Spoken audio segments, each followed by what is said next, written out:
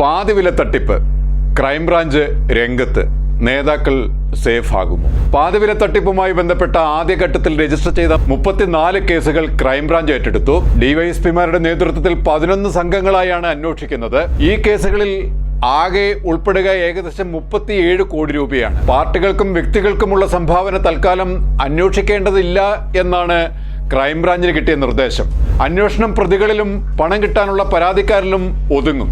അതേസമയം ഇടുക്കി, എറണാകുളം ജില്ലകളിലെ ഒട്ടേറെ നേതാക്കൾക്ക് അനന്തു ലക്ഷങ്ങൾ സംഭാവനയായും ഫണ്ടായും നൽകിയിട്ടുണ്ട്. ഇപ്പോഴത്തെ രീതിയിലുള്ള അന്വേഷണത്തിൽ ഇവരെല്ലാം രക്ഷപ്പെടുക തന്നെ ചെയ്യും. അനന്തകൃഷ്ണനും ആനന്ദകുമാറുമാണ് മുഖ്യ പ്രതികൾ.